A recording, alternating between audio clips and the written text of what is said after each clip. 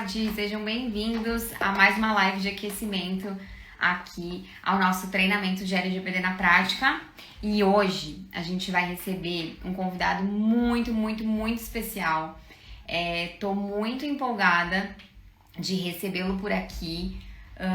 Acho que vai ser muito bacana, vai agregar bastante para vocês, para todos nós, porque ele é fera, ele é um crânio aí na área técnica, né, toda essa parte. Hoje a gente vai falar sobre essa questão de, vou até deixar fixado aqui, adequação de sistemas.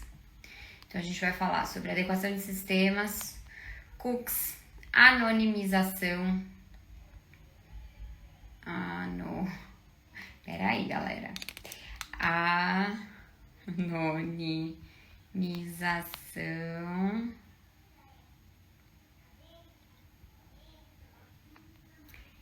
Enquanto ele vai chegando aí, vocês...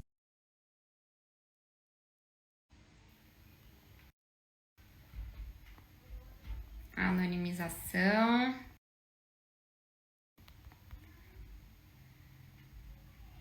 O Gustavo já chegou, já.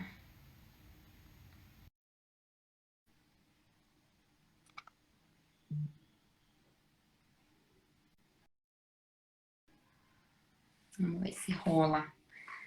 Parou meus comentários aqui.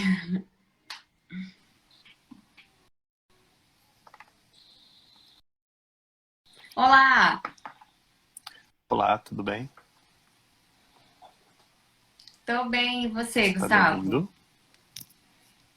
Eu te ouço, Tudo bom. você me ouve? Eu não tenho muito ouço. Não tô pondo aqui para ver se eu consigo. Se melhora aqui. Pronto. Acho que melhorou. Tá ótimo. Legal. Eu tava aqui fazendo uma introdução aqui, enfim, falando sobre o que a gente vai conversar. Eu tô tentando escrever aqui enquanto eu falo com você. No comentário para fixar, para quando o pessoal entrar saber do que a gente está falando. Tá certo. E criptografia. Fixar. Então a ideia mesmo é a gente bater um papo sobre esses temas. Acho que são temas bem complexos e bem relevantes do ponto de vista de quem quer trabalhar nessa área, né? Eu não me meto onde eu não sei, então eu sou advogada, e aí não podia trazer alguém mais gabaritado das pessoas que eu conheço, enfim, que eu tenho convivido aí nos últimos tempos, para poder falar sobre essa parte técnica. Então, por favor, se apresente, Gustavo, para nós aqui, enfim, para todo mundo que está aqui e que ainda vai assistir esse vídeo também, para a gente poder começar o nosso papo. Tá certo. Eu sou o Gustavo, eu sou matemático, eu trabalho com desenvolvimento de sistemas, criptografia, engenharia de sistemas há mais de 20 anos. Eu passei os últimos 10 anos, antes dos últimos 5 anos, no mercado de defesa.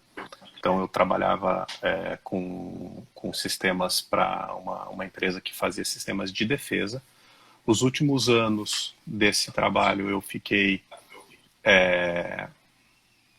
voltado quase que exclusivamente para a área de criptografia e segurança de sistemas, tá? E foi daí que eu comecei a me preocupar com as questões técnicas e de segurança dos sistemas computacionais. E quando eu saí da Maxwell, que era a empresa que eu trabalhava, né, e montei uma startup, a ideia era justamente melhorar os sistemas de segurança de aplicativos e de sites no geral, né, dar ferramentas para as empresas que têm esses sistemas poderem ter uns sistemas mais seguros. E foi aí que eu encontrei a LGPD. Então, eu desenvolvi um produto para a LGPD que tende eu vou falar adequar, mas não é adequar completamente, tá? Mas é fazer a parte da adequação dos sistemas, quer dizer, você tem um software seu você fez lá toda a parte da adequação, e daí você precisa que aquele seu software reflita o que você definiu ali, né, suas finalidades, os controles de acesso que tem que ter, quais dados são permitidos para quais finalidades, e uma vez que você faz isso, o software tem que meio que executar aquilo que você falou que vai fazer. Então, o iRespect foi um software que eu desenvolvi para ajudar quem já tem o seu software juntando com o iRespect, ele fica adequado.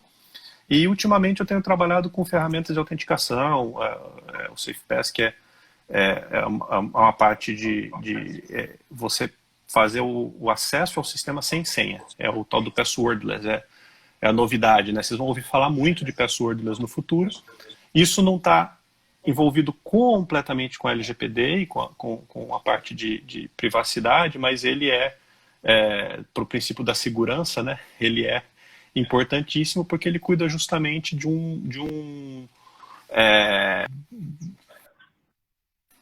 quase que do maior gargalo de segurança, que é as senhas. Então, hoje, né? você tem acesso indevido porque alguém faz um phishing ou porque alguém rouba uma senha, e aí você perde a segurança, né? Você perde a proteção de dados. E é muito... você comenta esse negócio de senha, só um adendo. Recentemente eu fiquei sabendo de uma empresa bem conhecida por a minha cunhada, né? Enfim, minha parente trabalha numa empresa e, assim, teve uma demissão em massa por compartilhamento de senhas. Então, imagina só, né, assim, o quanto realmente esse tipo de ferramenta não pode ajudar nisso tudo, porque quantas pessoas ali estavam tendo acesso a informações e dados pessoais aqui sobre o âmbito de LGPD que não precisariam estar tendo, porque estava rolando, de fato, essa questão de troca de senha, né? Então, isso é um gargalo muito grande, né? E veja que interessante, né? Tem gente que acaba precisando compartilhar contas. Então, por exemplo, a gente tem uma startup aqui que cuida justamente de fazer a parte agora não sei se é inbound ou outbound, faz ali a parte da mídia social para outras empresas e para pessoas, e elas precisam acessar a conta daquela outra pessoa, ou mesmo tem acessos que são compartilhados por várias pessoas que precisam mesmo ser, porque o caso lá dos dados de Covid que vazaram porque o cara tinha uma planilha com as senhas para acessar o sistema. Aquilo é um login que era compartilhado por vários profissionais, tá? Porque era um login só para o hospital, para o instituto, eu não lembro direito o caso. Mas até isso a gente se preocupa, porque daí mesmo nesses casos, como você deixa de usar a senha, duas pessoas que acessam a mesma conta, digamos assim, sem a senha, mas o sistema sabe quem que acessou, né? Qual que acessou o quê. Então, por isso que é interessante, é um gargalo, é uma dor importante. As pessoas estão começando a entender que o controle de acesso é uma coisa importante para a vida delas e também para a LGPD, GDPR, etc. Né? Justamente. Então, legal. Então, assim, acho que a gente podia começar falando justamente sobre essa parte de sistemas, né? Assim, eu acho que tem muita gente que está começando na área e que acaba tendo, ou quando é da parte técnica ou da parte jurídica, tem muita dúvida sobre essa questão de escopo mesmo. O que o jurídico faz? O que é, então, uma adequação de sistema? Ou até mesmo um mapeamento do sistema, identificação de fragilidade, enfim. Aí eu queria que você, sob o ponto de vista técnico, tentasse explicar para a gente um pouquinho sobre essa questão dos sistemas mesmo, de como funciona, não tecnicamente, né, assim, acho que não sei se eu consegui me fazer entender, mas tem uma visão desse escopo. Bom, toda vez que a gente vai falar de sistemas, a gente tem que entender um pouquinho. Tem alguns tipos de empresa diferentes, tá? Então vamos pensar, tem empresas que ela tem os sistemas próprios dela e que esses sistemas são os sistemas importantes e que ela usa para fazer uma boa parte dos tratamentos de dados pessoais, tá? Então vou dar um exemplo. Por exemplo, um site de empregos, tá? Normalmente, quando você se cadastra no site ou quando alguém vai lá e pesquisa um currículo de alguém, tem um software que está rodando por trás e esse software é um software específico, meio que especializado, feito normalmente pela própria empresa. Outro exemplo, o Uber. O aplicativo do Uber É um aplicativo feito por eles, por um time de desenvolvimento deles, é um aplicativo interno, que ele cuida do negócio, do business, e os dados pessoais estão andando por ele lá. Esse é um caso. Tem o outro caso de empresas, até empresas grandes, que podem ou não tratar muitos dados pessoais, mas que usam softwares de mercado, os ERPs da vida, os CRMs da vida. Daí eles não têm o software dele, o negócio dele não tem o tratamento de dados pessoais no centro dos processamentos, né? Quer dizer, no centro do negócio dele, né? Não é um Uber, não tem um aplicativo que trata os dados, mas ele tem um ERP, um CRM com tratamento de dados pessoais, e aí ele tem um software de terceiros, tá? Um SAP da vida, um Proteus, etc. A gente tem que tratar um pouquinho diferente esses dois casos, tá? Porque em um caso, você vai ter que tomar o cuidado de escolher um software que te ajude a cumprir com as suas obrigações legais agora por causa da LGPD, te ajude a prover os direitos para os titulares, só que esse software é um terceiro, você está contratando esse software, então você vai ter que ter aí uma negociação com o seu fornecedor, você vai ter que ter ajustes contratuais, e você tem uma tendência, o empresário tem uma tendência de achar que, não, o meu fornecedor vai se virar. Então, que preocupação, que cuidado que você tem que ter nesse caso, como é que funciona?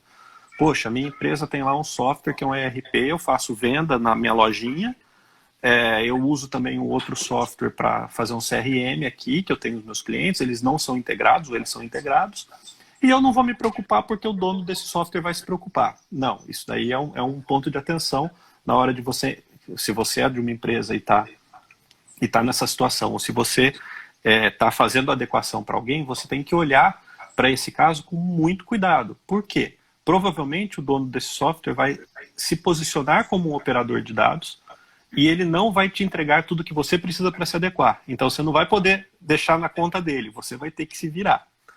Que é mais ou menos o caso do outro lado, quando você é dono do seu próprio sistema. Quando você é dono do seu próprio sistema, você vai ter que se preocupar com todos esses casos e com todos esses detalhes da lei.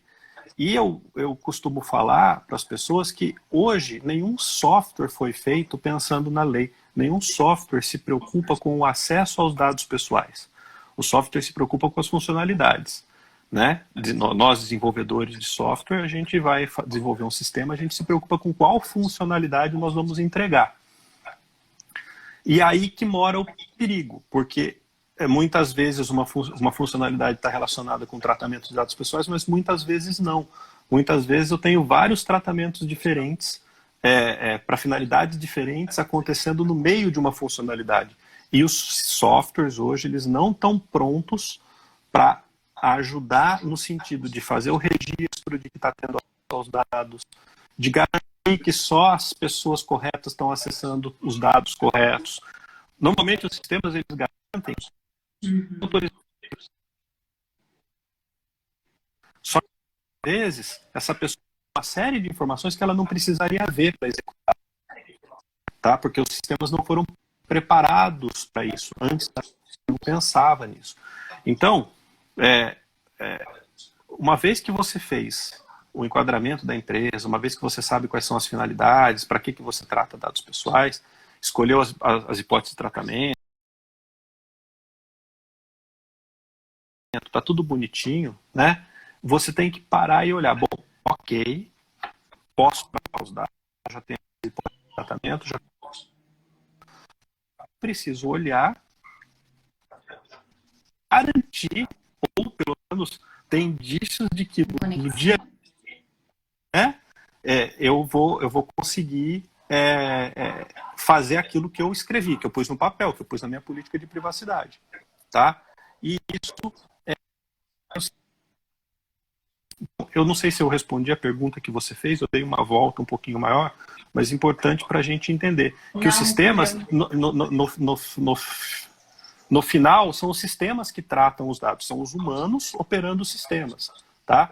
Tem empresas que não têm sistemas, né? Ele tem tem o papel, mas... Ele tem que estar apto. O sistema tem que estar apto a responder a tudo aquilo que foi planejado e programado dentro do programa de conformidade, né? E no final das contas é o sistema que vai conseguir executar isso. Então, se o sistema não tiver parametrizado e totalmente ali alinhado com isso, de nada vai adiantar todo o trabalho que você teve de consultoria, de análise de fluxos, de dados, de hipóteses de tratamento, de distinção de acessos, hierarquização, tal pessoa tem acesso a isso, para essa finalidade a gente tem que excluir esse banco, a gente tem que anonimizar isso, se você não tiver toda uma estrutura e não conseguir arquitetar isso dentro do seu sistema, não vai adiantar nada no fim das contas. Você vai ter um papel bonito dizendo um monte de coisa que no ideal funcionaria, mas na realidade não funciona.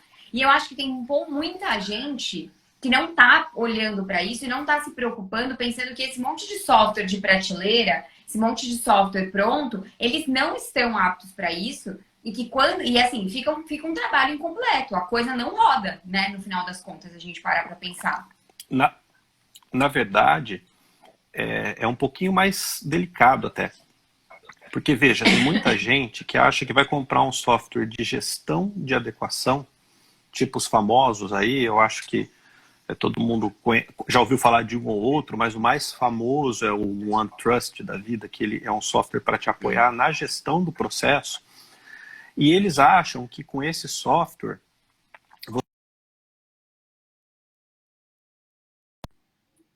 você... eu tô vendo... Você está me ouvindo? Eu ouvi picar um pouquinho. Óbvio que esse software... O seu sinal acho que está oscilando bastante, mas vamos lá. Tá, agora foi. Então, vamos lá. O software do tipo OneTrust da vida, por exemplo, que ele é um software que ajuda na gestão, mas veja, né, na própria União Europeia, parece que as empresas estão cumprir para prover direitos para os titulares, certo? Por quê? Porque toda vez que você tem que ou usar uma ferramenta de apoio ou fazer manualmente, é muito difícil no dia a dia, né? Pensando em... De novo, toda vez que eu estiver falando aqui, é óbvio que tem tipos de empresa. Tem aquela empresa que faz uma venda, uma lojinha do shopping, que faz algumas vendas, que tem os seus clientes, e que tem um movimento massivo, o negócio dela não roda em facilidade um pouquinho.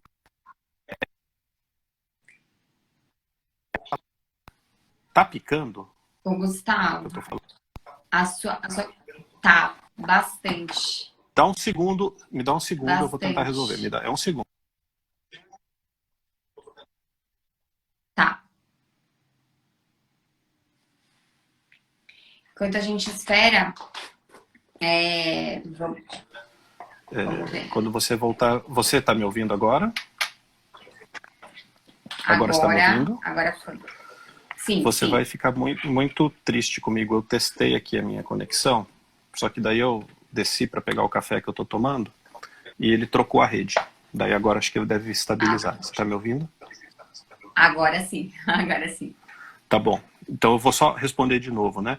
Tem muitas empresas que acham que elas vão ter um software de gestão e que esse software vai ajudar. E sem os sistemas que de fato tratam os dados, é muito difícil. Na própria União Europeia, o pessoal está demorando muito para entregar direitos para os titulares. Por quê? Porque não adianta você ter só o software de gestão. O software de gestão te ajuda bastante. Mas quem está ali, quem consegue demonstrar as coisas, são os sistemas que tratam os dados. Tá? Óbvio que tem empresa menor que não faz um uso massivo de dados. Ele tem os seus clientes, ele emite nota fiscal. Daí ali você até consegue, sem tanto apoio dos sistemas, entregar os direitos e fazer o que tem que fazer. Mas pensa num site como eu dei o exemplo, de um site de empregos, por exemplo, o próprio Uber. Se o sistema já não entregar todas as informações para você prover os direitos para os titulares, é impossível fazer manualmente ou fazer com o auxílio de um software que não vá lá no banco de dados e olhe, você não passe a registrar aqueles tratamentos. Então, eu costumo brincar, né? Desde a primeira vez eu falei assim, a mulher de César não basta ser honesta, tem que parecer honesta.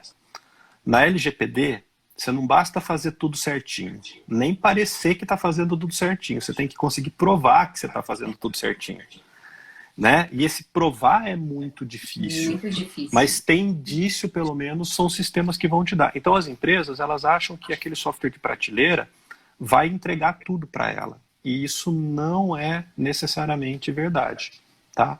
Muitas vezes esse software vai fazer o que ele faz, ele vai melhorar a proteção dele, a segurança dele, para se posicionar como operador, e você vai ficar meio que na mão. Quando você precisar cumprir com o direito do titular, você tem que sair caçando a informação, vai acabar criando outros tratamentos, montando planilhas para tentar, né, fazer o acompanhamento ali, até para prover os direitos. Você arruma a hipótese de tratamento para isso, base legal para isso. A própria obrigação legal regulatória permite que você mantenha essa planilha de apoio, sim, digamos assim, para entregar os direitos do titular. Mas chega a ser burro, né? É um contrassenso você fazer isso, não faz sentido, né? Tem gente que está guardando dados pessoais para apagar os dados pessoais. Não faz sentido, né? E tem técnica para resolver isso, tem ferramenta para resolver isso, né? Quando eu montei o iRespect, uma das preocupações era essa: como é que se apaga um dado do titular, prova que apagou, garante que apagou, inclusive dos backups, mas não guarda informação do titular. Você tem que usar técnica criptográfica, você tem que usar sanitização criptográfica para fazer isso, que daí você consegue provar toda a cadeia. Sim.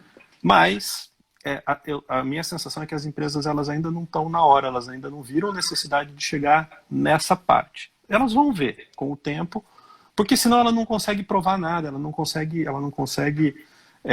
responder ao titular, ela não consegue provar quando a NPD perguntar alguma coisa, ela vai ter que sair catando milho, né? Imagina, o pior cenário é você ter que ter um perito dentro da sua empresa para tentar provar que você não mandou aquele e-mail, que você não acessou aquele dado. Isso vai ser custa caro, o cara vai demorar 1 ano para achar, não vai ser conclusivo, porque se o perito for sério, não vai ser conclusivo, né? E assim por diante. Então, pensando nos sistemas, é isso. Sem os sistemas, tudo bem que tem um humaninho ali na frente dos sistemas, tem que cuidar o lance da senha que a gente falou, você tem que cuidar do controle de acesso, da autorização. A gente citou vários exemplos, por exemplo, da pessoa que cuida de marcar a consulta no consultório médico, não ter acesso à ficha completa do paciente. Muitas vezes não tem um sistema. Então, é uma ficha no Word que tem todo o receituário, tem quase que o prontuário do médico, e ali que a pessoa vai lá e acessa para marcar a consulta também. Então, esse tipo sem a ajuda dos sistemas, dos softwares e dos processos no limite, quando você tem dado que também sai do mundo digital, você não consegue, vai estar um papel lá com a política de privacidade, com seus roupas, e você não vai conseguir sequer mostrar ou ter indícios de que você está cumprindo com o que tinha que cumprir. É bem complexo mesmo, assim, o pessoal até perguntou, tá, mas então, e aí faz o quê, então, né? Se a gente não consegue resolver, a gente lida como? Como que a gente mitiga esses possíveis riscos, né, assim, como que a gente lida, então, com essa questão dos sistemas, já que a gente não tem um mundo ideal hoje, onde a gente tem sistemas aptos a auxiliar os controladores no exercício dos direitos e nessas provas, enfim... pensando num pequeno empresário até, sabe, assim, como que a gente resolve isso para minimamente estancar ou mitigar algum risco? Então, inicialmente, o que a gente faz, né, de cara, assim, se você é dono do seu próprio sistema, se você tem o seu site ali que coleta os dados, que faz algum tratamento do seu cadastro, sua área de login, você tem o seu time de desenvolvimento, você precisa garantir pelo menos duas coisas, passar a ter registro dos acessos aos dados. Então, normalmente, o seu programador lá já vai fazer registro de funcionalidades, quem se logou, quem emitiu o relatório. Então, você passa a fazer o log, que a gente fala, dos dados pessoais, né, de quando acessou os dados também. Todas as vezes, seria bom que fizesse o log todas as vezes que acessou os dados, sabendo até por qual finalidade, porque o programador, ele sabe isso, né, na verdade. Óbvio que você tem que fazer o enquadramento primeiro, né? Mas daí você consegue refletir. Então, quando você tem um sistema próprio, tem que fazer isso. E, obviamente, quando você tem um sistema próprio, cuidar da segurança em si, né? Cuidar de ter muito forte o controle de acesso, mas não é só a senha, não é só o login. é da autorização. É o que a gente chama de perfis. Se aquele cara tem o perfil para acessar tais informações, então você vai deixar ele acessar tais informações.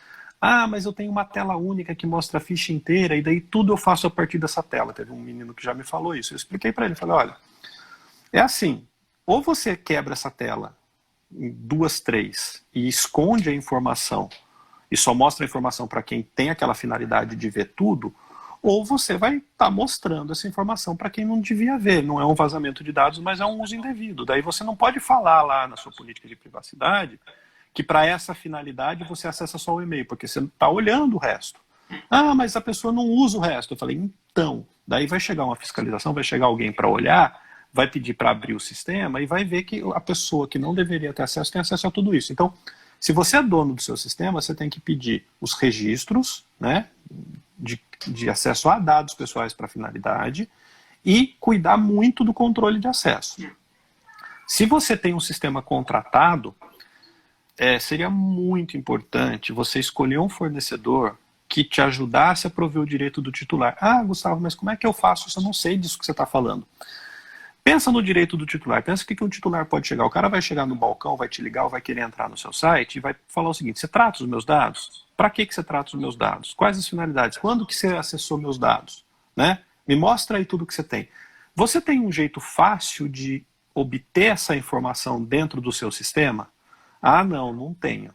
Não tem isso. Você tem um jeito fácil de pedir, por exemplo, para apagar o dono do seu sistema, ou quem fez o seu software, garante que quando você aperta o botão apagar, ele apaga de fato aqueles dados, ou ele só sinaliza, ele faz uma marquinha, que isso era padrão do pessoal de programação, tá? Uhum. Você não apaga, você faz uma marquinha como se tivesse apagado, mas você mantém a informação. Né? Ela não use esse dado, mas ele não é excluído do banco, né? Isso. O próprio MailChimp fazia isso quando o pessoal dava opt-out. Agora eles melhoraram, já mudaram um pouco, mas antigamente ele punha uma coluna lá que não ia entrar na próxima lista, você podia ir lá e virar de novo. Exatamente. Tá? Isso você tem que pedir para o cara que é o provedor do seu software. E não ache que a culpa vai ser dele, a finalidade é sua. Tá? O que eu achei que os fabricantes de software, talvez por causa da pandemia, por causa da situação econômica, mas eu achei que os fabricantes de software eles iam embarcar nessa onda da LGPD. Porque imagina, você tem 10 CRMs do mercado, tá? Os 10 principais CRMs, tudo bem? Poxa, se um deles chegar e falar, olha, agora o meu CRM é LGPD Ready, ou seja, se você usar o meu CRM, eu te entrego todos os direitos do titular e você simplesmente só encaminha isso para o titular, mas eu te ajudo você, controlador, eu sou operador, mas eu te ajudo você, controlador, a você prover os direitos e você se adequar. Eu achava que o primeiro que fizesse isso ia abocanhar o mercado. Né?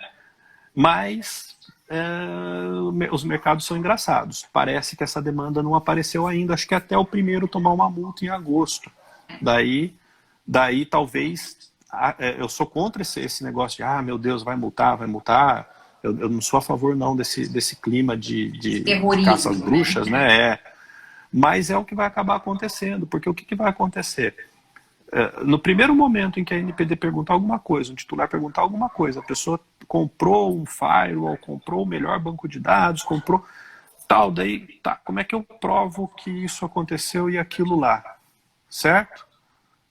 Não consigo. Peraí, como que eu faço? Não tenho como fazer. A primeira vez que isso acontecer, é daí que as empresas vão começar a se tocar que elas precisam. Eu monto, quando eu ia falar, eu tenho a lei em um slide. Eu explico a lei em um slide, né, bem rápido, porque eu ia falar de desenvolvimento e tal. E daí eu falo dos pilares. Então todo mundo fala muito do pilar da governança e do pilar da segurança. Né? Então você tem governança, parte jurídica, adequação de contrato, pessoas, RH de um lado, e você tem do outro lado segurança mesmo, proteção dos dados. Sim. Só que tem um pilar no meio que eu coloco, que é a dos sistemas, dos processos, que é onde acontece de fato o tratamento. Não dá para você subir o muro, um monte da segurança, porque sempre alguém vai chegar com uma escada maior e vai cair lá dentro. E aí que dá o problema, porque você só está se protegendo e se aqueles dados acabam vazando ou alguém tem um acesso indevido àquela informação, o estrago é muito grande, o impacto para o titular é muito grande. né? Esses dados vazados, que ninguém sabe de onde vazou aí. Tem dado que, tem tabela lá que me conhece melhor do que eu me conheço, né? Olha o impacto para o titular. Quem produziu essa informação, não sei nem se quem vazou, mas quem produziu essa informação tinha que ter protegido, não é segurança, é o sistema tinha que ter sido desenvolvido, por exemplo, para ter esses dados pseudonimizados, ter esses dados criptografados e só abrir esses dados na hora de entregar para alguém, né? E é esse pilar do meio que é um pilar que, infelizmente, o pessoal está deixando para depois. E eu posso afirmar porque eu rodei bastante nos últimos 1 ano e meio, até uns 6 meses atrás, que é justamente onde o iRespect entra, é para ajudar os sistemas a se adequarem, né? E as pessoas elas falam, nossa, muito legal, eu nunca vi nada parecido. Eu ouvi isso da boca de um cara de um dos maiores sites aí que tem um fluxo enorme de dados pessoais, o cara adorou, nem na Alemanha eu não vi nada parecido com isso, tal. Tá bom, vamos comprar então? Veja bem, primeiro eu estou comprando o OneTrust para me adequar, depois a gente conversa. Então, tá nesse ponto a situação. E eu não falo isso por causa do iRespect no caso, porque eu deixei ele quietinho, on-hold, e eu já me conformei que vai ser daqui a um tempo. Mas isso foi uma coisa que desde o começo eu me preocupava.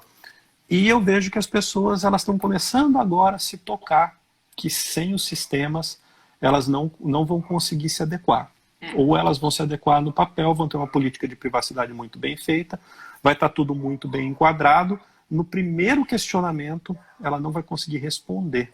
Isso quando não envolve consentimento, porque daí quando envolve consentimento, daí você tem ônus da prova, daí as pessoas estão achando que vão ter só lá no banco de dados um checkbox falando que consentiu e que isso vale como consentimento, e daí a gente vai para um caminho muito mais complicado.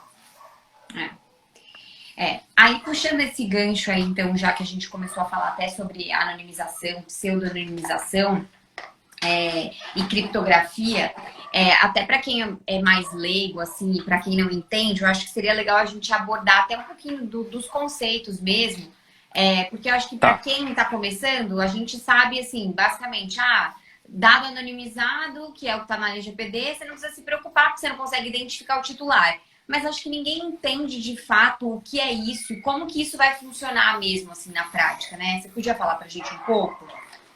Claro, eu vou tentar ser bem simples e você pode me perguntar se passar alguma coisa, tá?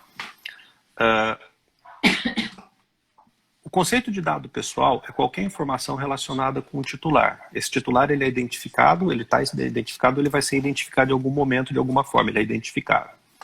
Não vamos entrar na polêmica do identificável, tá? Mas pensa assim, ó, imagina que você tem uma fichinha, uma planilha do Excel lá, que tem lá Gustavo, e daí eu tenho um monte de informação do Gustavo.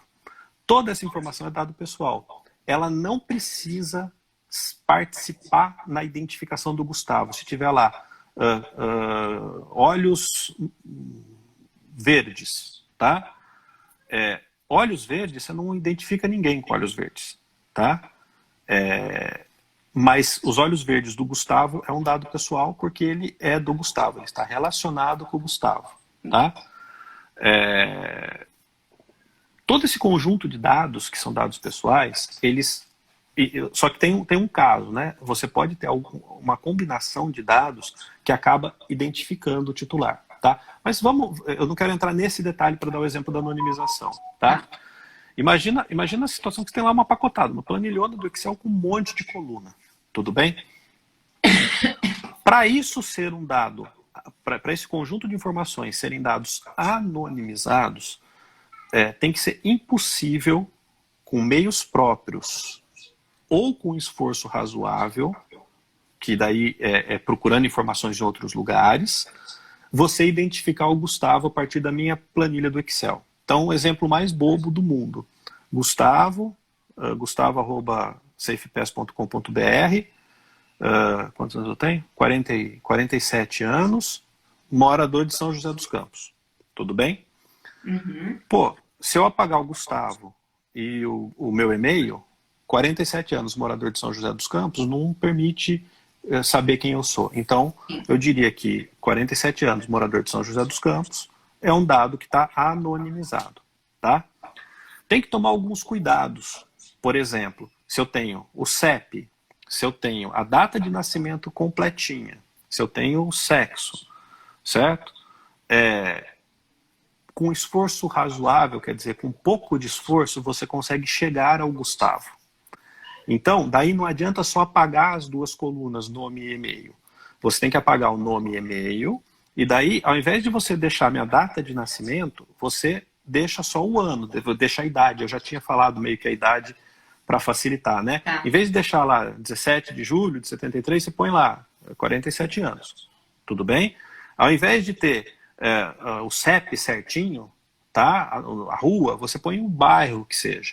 Ah, não, eu preciso da rua. Tudo bem, coloca a rua, mas não põe o número.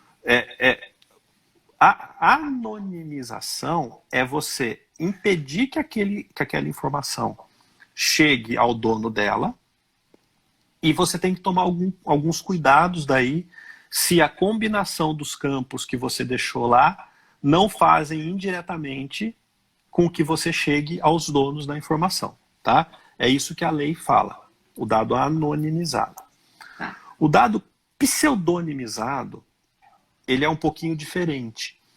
Ele é o seguinte, você substitui a informação que indica quem é a pessoa por um pseudônimo, por um código, por um número, por alguma coisa qualquer, e você guarda essa informação em outro lugar, separado. Tá? Para que serve a pseudonimização? Ela, sim, você continua com dados pessoais, mas ela serve para melhorar a segurança. A GDPR, ela praticamente obriga a pseudonimização em muitos casos. Tá? Por quê? Imagina que vamos supor que os dados lá, supostos dados do Serasa tivessem pseudonimizados. Uhum. Tudo bem? Alguém vazou os dados. Quem pegou esses dados não ia saber quem que era o CPF dono daquele monte de informação. Ele só ia ter uma parte do todo, não ia ter o todo, né? Ele não ia conseguir ligar com o todo. Eu entrei numa conversa com, acho que é Fernando Fonseca, tem um cara... Eu entrei num papo com ele lá, ele até me fez uma provocação. Eu tinha um conceito de pseudonimização criptográfico.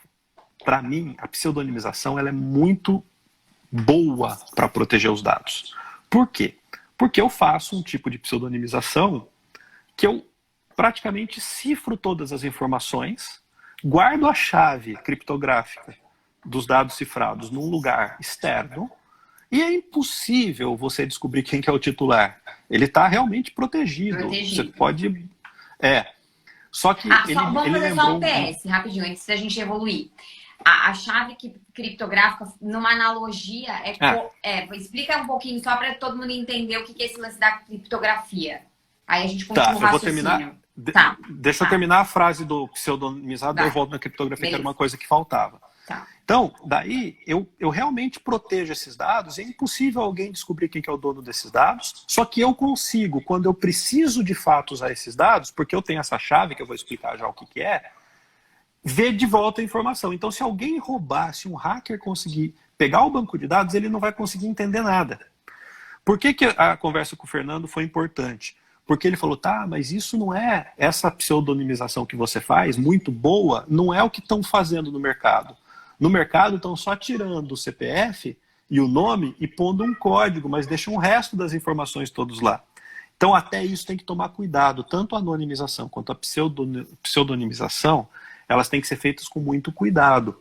Só uma coisinha aí antes de eu voltar para a criptografia. Eu tenho uma empresa, por exemplo, que a gente estava participando da adequação, e que ele tem um data lake gigante. Ele faz muitas coisas com dados pessoais e ele joga tudo para dentro de um data lake. O que é um data lake? É um repositório com toda a informação possível que você consegue coletar para você treinar redes neurais, treinar inteligência artificial, ou até para você fazer o BI, fazer segmentação ali dentro para tentar entender coisas a partir dos dados que você tem. Sim, gerar uma inteligência a partir daquele macerado de informações que estão jogados lá dentro. Exatamente. E qual que era o problema? Né? O cara jogava lá dentro e ele tirava o identificador e falava, estou anônimo. Tá? Acho que a gente daí eu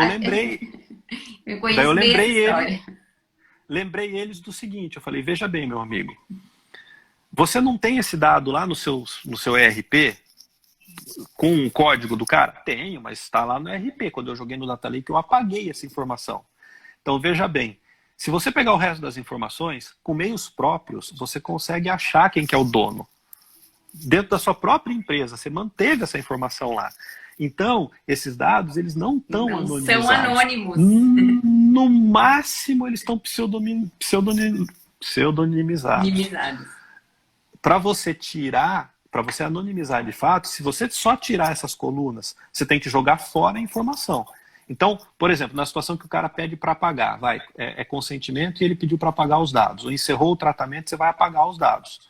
Você joga para dentro do Data Lake, apaga essas colunas e apagou os dados do outro banco de dados. Porque o artigo 12 da LGPD, ele sai do conceito da TI, ele vai para um conceito que foi muito bom o que ele fez. Ele fala, olha, você não pode conseguir reverter o processo com meios próprios ou com esforço razoável. Quer dizer, você tem que dar um jeito de fazer os dados não ser simples para qualquer um que tiver acesso reverter o processo, e não pode ser, mesmo que seja complicado, mas se você tiver como você internamente reverter esse processo, também não vale, né? Daí não é anonimizado. Esse é o ponto muito relevante, né? Mesmo se você internamente consegue reverter isso, não é anonimização, não é só para um terceiro. Exatamente. É internamente, e as pessoas não pensam nisso, né?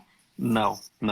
As pessoas, elas têm uma dificuldade, eu vou voltar para a criptografia, que é importante, eu só não estou vendo a hora. Que horas são, só para eu saber como é que a gente 6h40.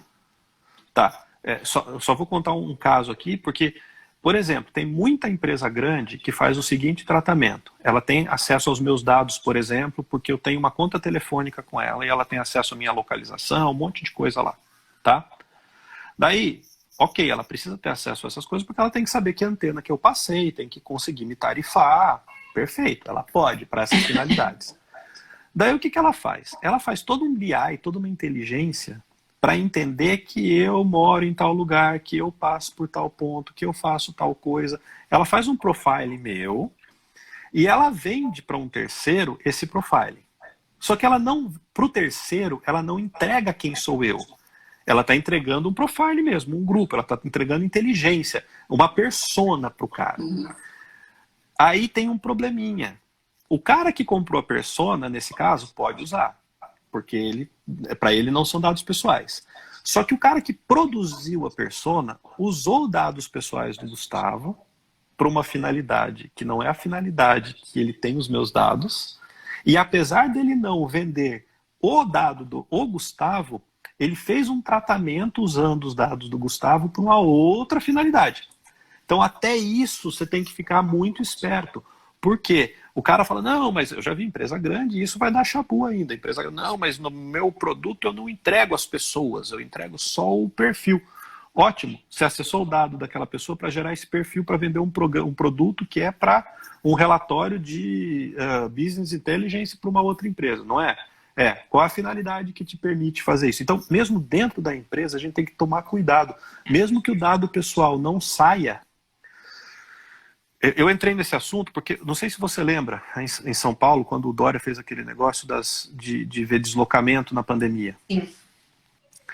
No caso do deslocamento na pandemia, ele pode fazer a informação porque ele está fazendo só um contador de quem trocou de antena. Só que na época, como isso não estava explicado, tinha gente que estava achando que ele fazia triangulação para identificar onde o terminal estava. Tá. Daí eu lembro que eu entrei numa conversa e expliquei para as pessoas. Se tivesse fazendo a triangulação, não precisa fazer triangulação para prover o serviço de telefonia. Então está tendo um tratamento para outra finalidade com os meus dados. Como não fazia triangulação, como só contava quantos acessos estavam pulando de antena para antena, o termo certo é ERB, se tiver alguém que vai me corrigir, tá? Estação rádio base, mas é antena, tá? Quando você se mexe com o celular, seu celular muda de uma antena para outra. Eles só estavam contando as mudanças de antena. Daí não estava tendo um tratamento adicional. Esse tratamento já é realizado porque você precisa saber quantos terminais estão conectados numa antena. Então, aquele produto que contava quantas pessoas estavam se deslocando ou não, ele não estava fazendo uso indevido de dados pessoais no meu modo de entender. Tá? Só que a gente tinha dúvida. Se ele tivesse triangulando, daí estaria. Olha como é sutil. tá? E os dados são exatamente os mesmos, só que ele não estava fazendo a triangulação. Bom, voltando para a parte de criptografia, né? Eu vou tentar explicar de uma maneira bem simples. Criptografia é uma área, é uma ciência. A gente está acostumado a falar criptografado, sinônimo de cifrado ou de encriptado. É aquele dado que você não consegue entender o que está escrito, tá? Mas isso é o dado cifrado ou dado encriptado. Às vezes a gente fala dado criptografado também, mas a área é a criptografia. A criptografia, ela cuida de várias coisas, tá? Ela é uma área, eu posso até dizer que é uma área da matemática, apesar de ser uma área da computação também, mas ela é muito mais matemática do que computação. Ela cuida de garantir integridade, confidencialidade, não repúdio, quer dizer, como se fosse assinatura digital, né?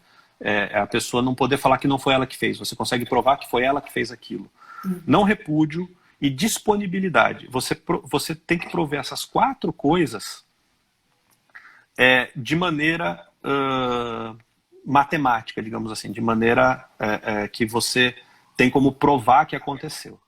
Então, quando a gente fala criptografia, você pensa naquele dado cifrado, naquele dado bagunçado, naquele dado que evita que alguém consiga entender o que está escrito, tá?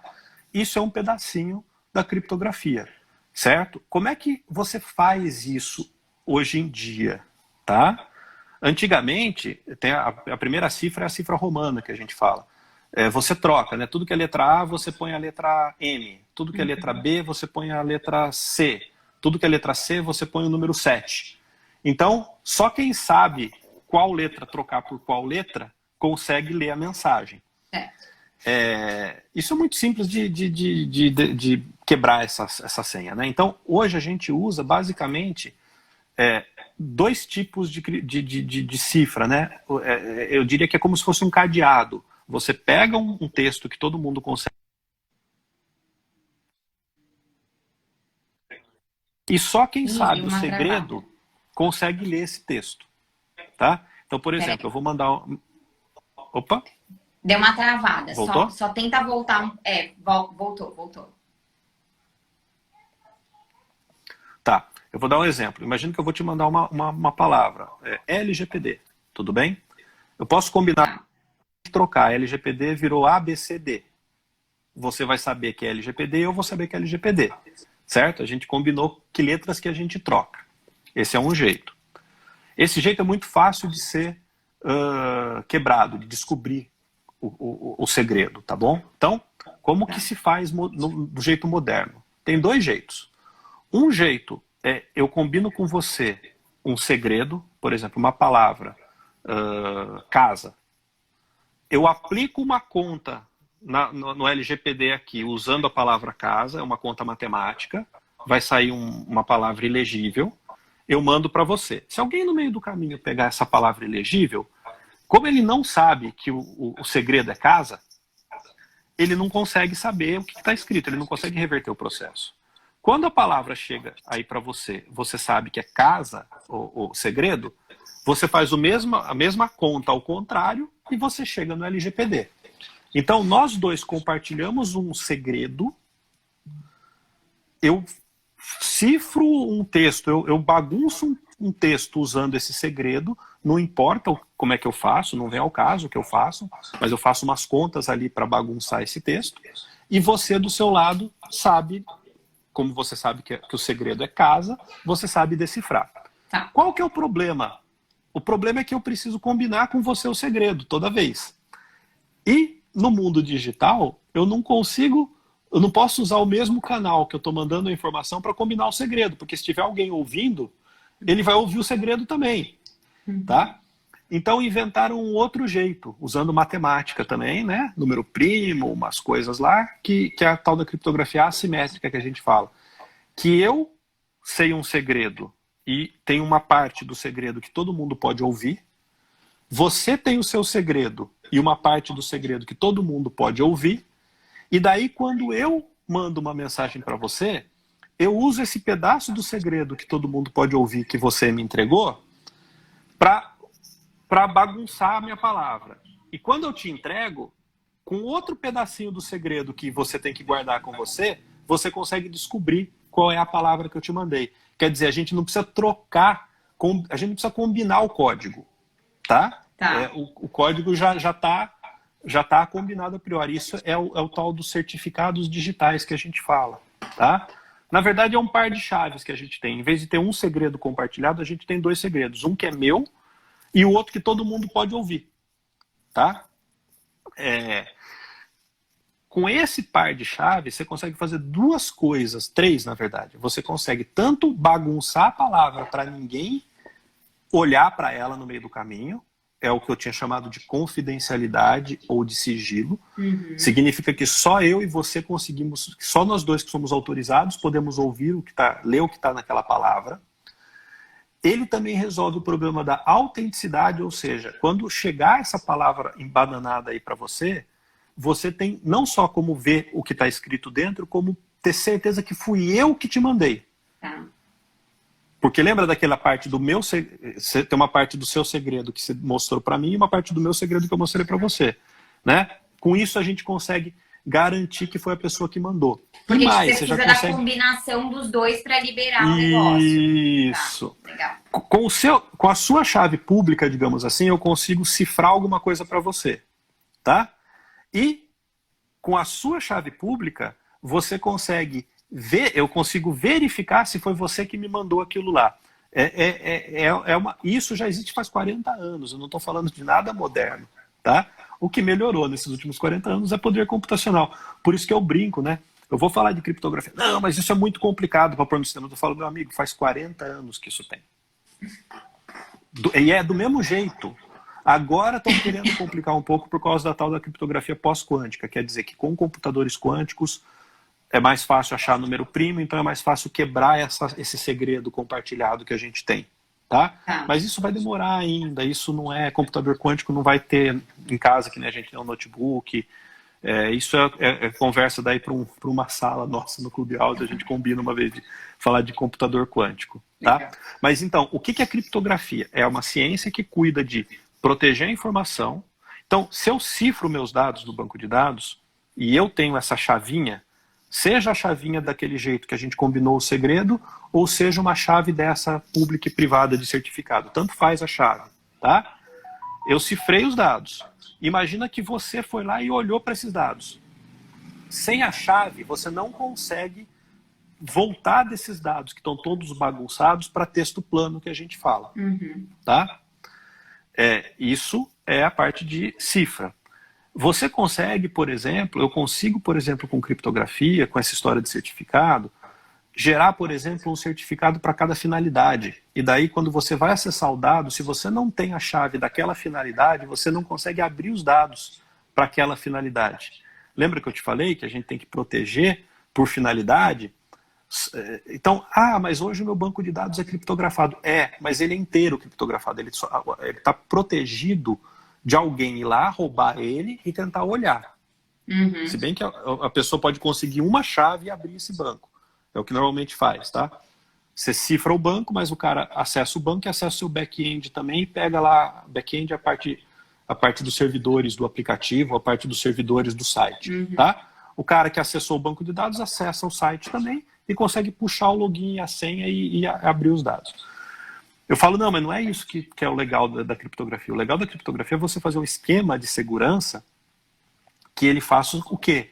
Que ele só deixa você abrir o dado de um titular para uma finalidade se você tiver o segredo ou tiver a autorização para aquilo.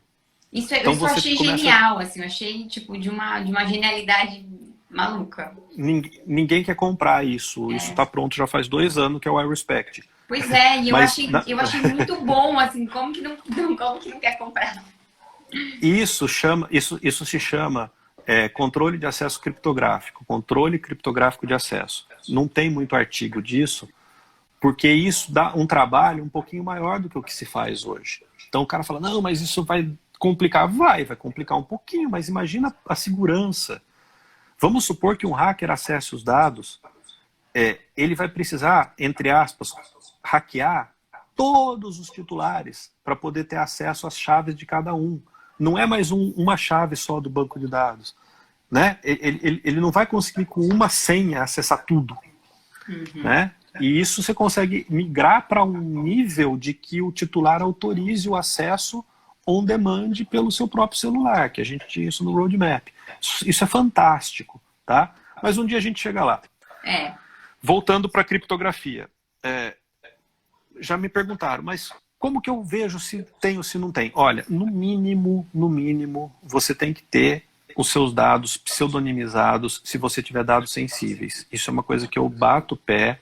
Se a NPD falar que não precisa, depois, quando começar a rodar, ela vai ver que precisa, porque senão você não consegue fazer um relatório de impacto decente. Se eu lido com com prontuário médico, não dá para eu deixar o prontuário médico em claro.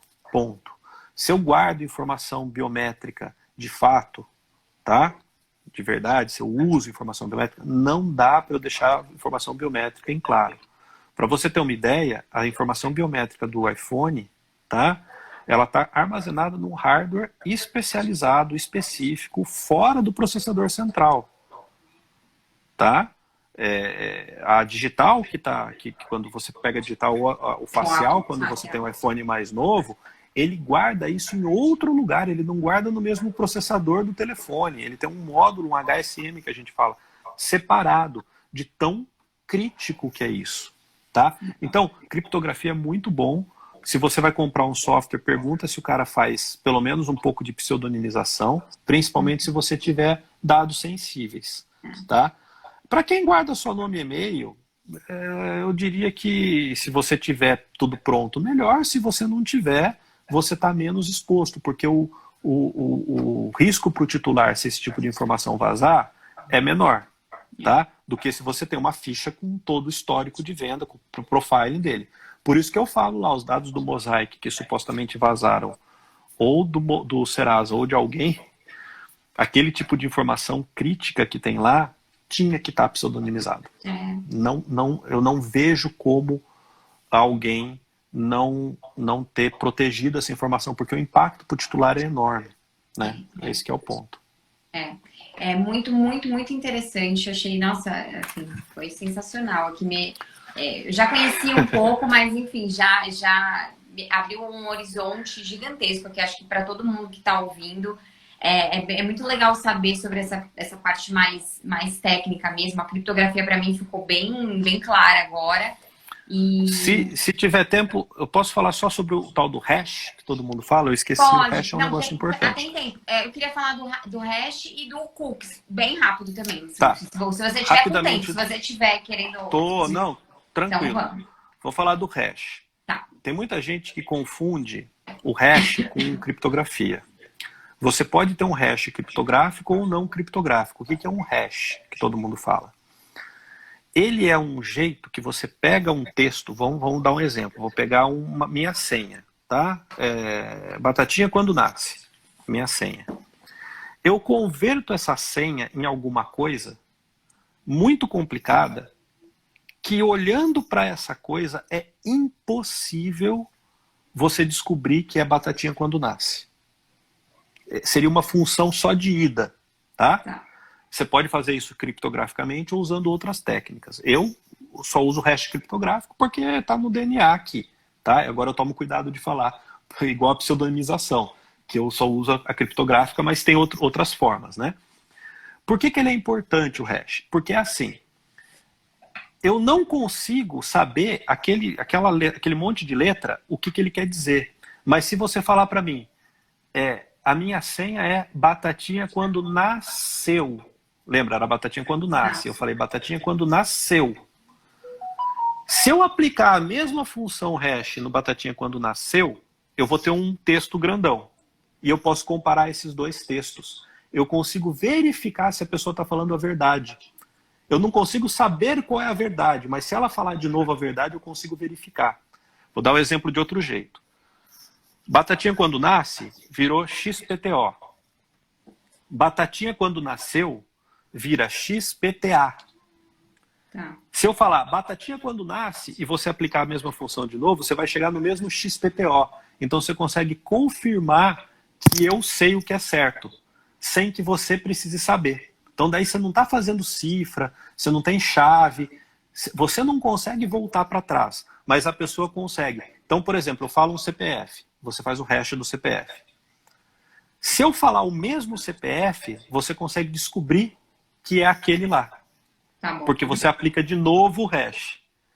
O hash é importantíssimo, ele vai ser extremamente útil e ele é muito usado hoje para senha, tá? Mas dá para usar para outros dados pessoais, ele é muito útil. Por exemplo, eu uso um esquema com hashes para garantir que eu apaguei uma informação, saber que eu apaguei sem ter essa informação. Eu vou saber que eu apaguei o seu CPF, tá? Eu vou saber que eu apaguei o seu CPF. Eu não vou conseguir saber todos os CPFs que eu apaguei, porque eu vou ter lá um monte de informação calculada. Mas se você falar, você apagou meu CPF, eu falo, qual que é seu CPF? Dá aqui ele de novo. Você me dá. Eu consigo verificar se ele está na minha estrutura ou não. Para Só você que eu não consigo comprovar enfim, que você realmente apagou, o hash é extremamente importante. E ele serve para outras coisinhas também, mas é por isso que eu falei que ele é muito importante. Daí, bom, tudo bem, falamos de criptografia. Falar de criptografia dá para dar uma aula boa com um PowerPoint, para fazer o desenho, né? Mostrar a hélice, o Evil no meio do caminho roubando as coisas, mas eu acho que deu para entender falando, pelo menos em linhas gerais. É importante lembrar que isso é matemático. Isso para mim, vira prova de fato, não é indício. Tá? Se eu tiver uma informação criptografada, cifrada, vamos para a cifra só, tá? E as chaves estiverem em outro lugar, é impossível alguém acessar a informação sem as chaves. Então, vamos supor que eu tenho uma informação que eu só use para finalidade A, tá? Se eu não pegar as chaves da finalidade A e não usar essas chaves, é impossível eu ter acessado aquela informação. Então eu consigo provar que eu só acessei essa informação quando eu acessei a chave. Se a chave está num terceiro confiável, eu consigo provar as coisas que todo mundo fala que é impossível provar. Não, é possível provar. Você prova a contrapositiva, né? Não dá para fazer aquilo lá sem a chave. Eu provo que eu não acessei a chave, então eu não fiz aquilo lá. Tá? É a tal da prova diabólica que todo mundo fala que não dá para fazer. Sim. Eu já expliquei para o Marcel que dá desse jeito, né? É a prova contrapositiva da matemática, é a prova diabólica.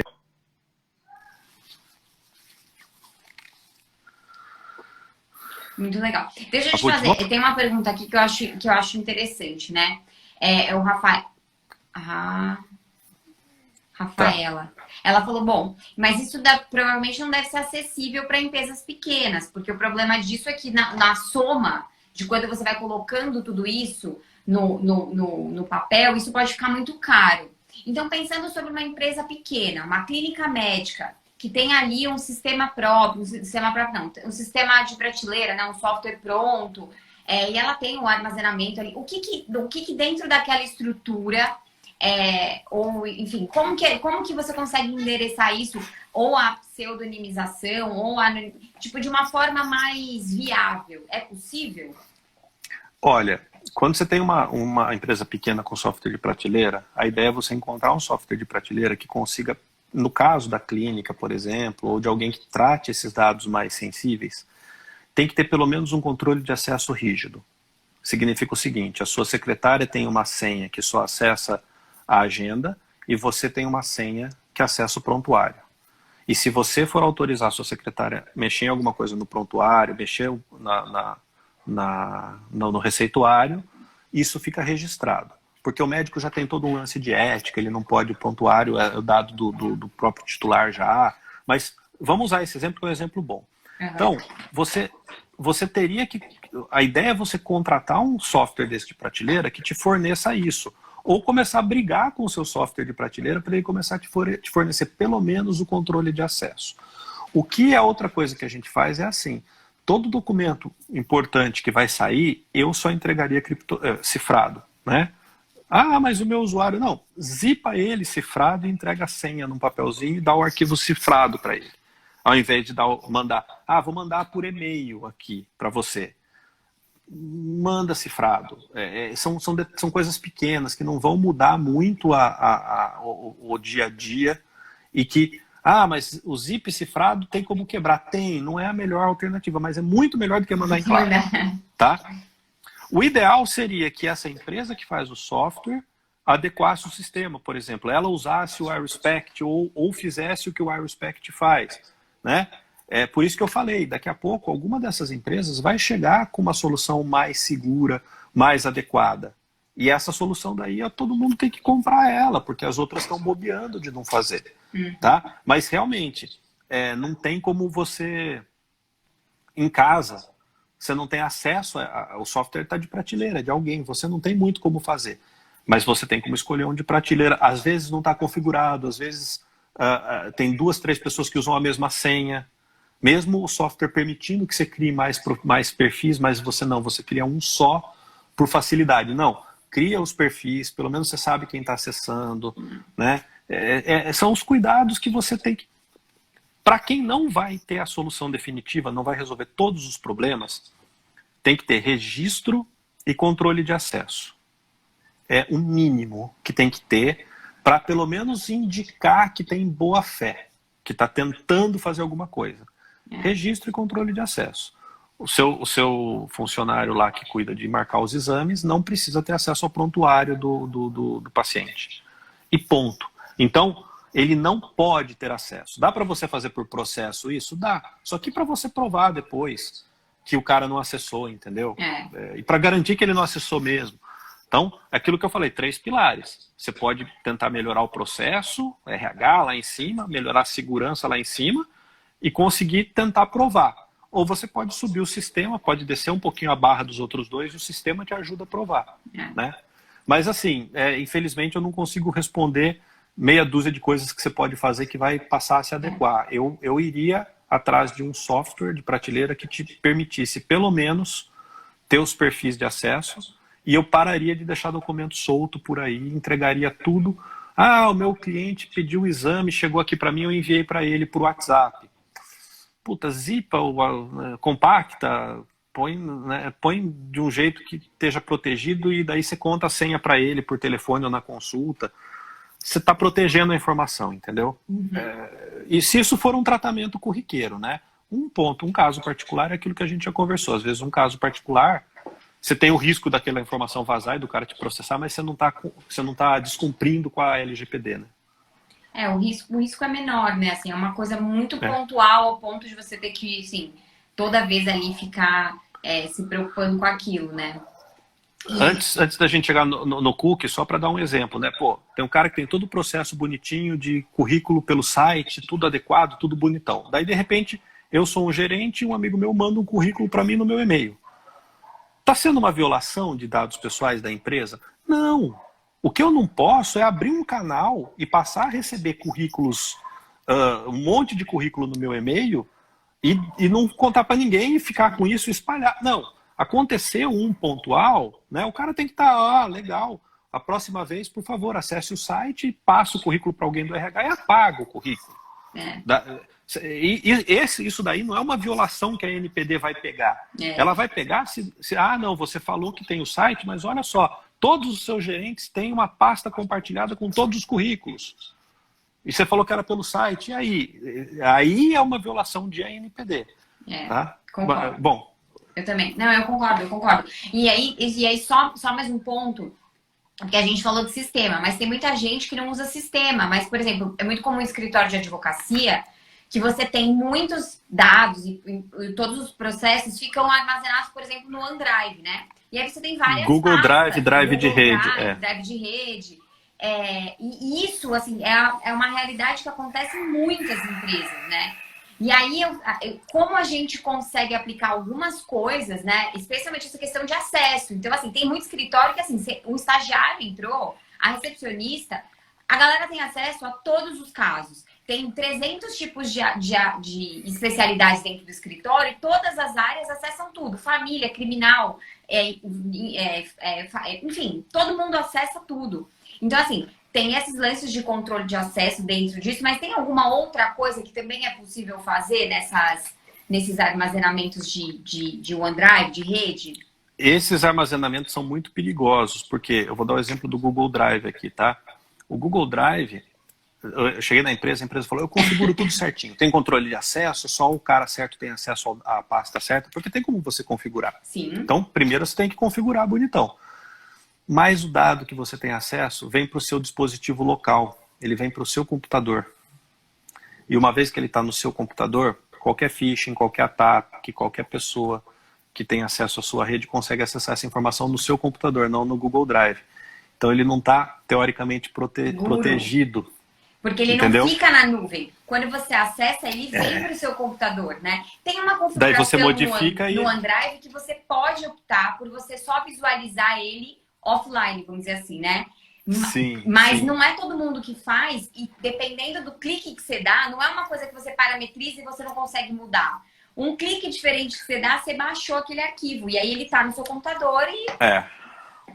Aí você vai ter que levantar, como você não tem como fazer um sistema para resolver isso, você não vai fazer um sistema para resolver isso, você tem que levantar a régua da governança e da segurança. Proteger o dispositivo contra vírus, contra phishing, contra essas coisas, e treinar o time.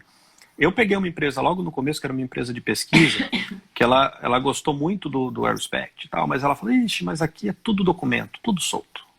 Demorei 2 anos para o cara da TI, né? Demorei 2 anos para conseguir fazer o negócio, pelo menos acessar o drive da rede e não copiar para o computador. Ele usa um drive de rede meu aqui. Eu falei, então, tem uma solução. A gente faz o quê? A gente põe uma interface que cifra toda a informação que está no drive de rede e só o cara que tiver a chave naquela máquina consegue acessar aquela informação. Era o desenvolvimento de um sistema próprio para resolver isso. O Office 365 parece que ele faz algumas coisas assim, tem um jeito de configurar, mas começa a complicar um pouco o trabalho. Aí você tem que ponderar que tipo de informação você trata e se você realmente não levanta as duas réguas de segurança do dispositivo e de governança.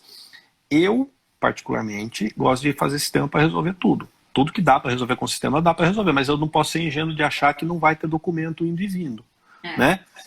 Eu minimizaria o uso de documento solto. É a mesma coisa currículo. Você pode ter banco de currículo, vai continuar tendo banco de currículo, mas eu prefiro que preencham os dados e os campos num formulário web, porque daí eu tenho isso no banco de dados, eu não tenho esse arquivo. E daí quando eu vou enviar o currículo para alguém, eu gero um PDF criptografado, cifrado já, né, que só o alguém já tem uma chave dele que ele cadastrou antes que ele pode abrir. Ele vai conseguir Por abrir. quê? Porque daí eu garanto que até sair da minha empresa e chegar na mão dele, eu protegi. Daí se lá ele decifrar e entregar para alguém e der um rolo pro lado de lá, já está do lado de lá e o meu contrato com o cara que pôs o currículo é o seguinte, tem um compartilhamento que ele me autoriza que é entregar o dado para o outro, daí não é mais co-controlador, o outro virou controlador a partir daquele momento, entendeu? Justamente. Mas daí você começa tendo cada caso um caso, tá? Não é fácil, eu converso muito, tem um amigo meu aqui que ele é advogado e ele fala, não, mas vamos resolver todos os problemas de segurança. Eu falo, então, o duro é que cada um que a gente chegar, a gente vai ter um conjunto de problemas diferentes para resolver, de jeitos diferentes. Se tivesse como fazer uma receitinha de bolo, daria para estar adequando de panelada as coisas, mas não é assim, cada um faz de um jeito diferente. É verdade, genial. Então vai, pra gente encerrar, vamos de cookies aí. Que a gente tem esse monte de política de cookies, banner de cookies aí agora, e eu acho que você tem um posicionamento bem legal sobre isso e é bacana trazer esse conhecimento para o pessoal que está aqui e vai assistir depois. Tá. O cookie, ele não é um arquivo que, se você entrar em toda a política de cookie, eles falam, cookie são pequenos arquivos que o navegador... Não, esquece o que está escrito lá, não sei quem que inventou isso, um amigo meu, o Zé Milagre, falou que isso está no material de uma certificação famosa aí, por isso que todo mundo copia. O cookie, ele nada mais é do que um valorzinho, uma variável que o site manda guardar no seu computador. Por quê? Quando você está num site e você vai de uma página para outra, tá? O site não tem muito como saber o que você estava fazendo quando você vai para outra página. Vou dar um exemplo. Imagina que você se logou. Então você entrou numa página, usou o SafePass lá e se logou, ou pôs um login sem e se logou. Quando você saiu dessa página que você se logou, você foi para uma outra página, por exemplo, a que mostra todos os cursos que você pode assistir. Tá? Uhum. Ele saiu de uma página e foi para outra. Não tem como o servidor saber que você tinha que se logado. você teria que talvez se logar de novo. Mas daí você ia cair na página de login, ia se logar, e quando você fosse para outra página, ficar no loop. ele não ia saber. Loop infinito. Então, o que é o cookie? O cookie é uma parte do protocolo da internet, tá? Isso é protocolo mesmo, para você manter um estado. O que você faz? Você se loga, você escreve lá no navegador, o site fala assim, ok. Eu vou dar um exemplo que não é assim que faz hoje em dia, mas no começo era assim que fazia, tá? Usuário logado. Daí o navegador guarda essa informação em algum lugar lá, não é num arquivinho, ninguém mandou nada. Eu dei uma ordem no protocolo, no cabeçalho HTTP, no protocolo da internet, falando, guarde a informação, usuário logado. Tá? Tá. Quando ele foi para a página dos cursos, o que é a primeira coisa que eu faço antes de exibir os cursos?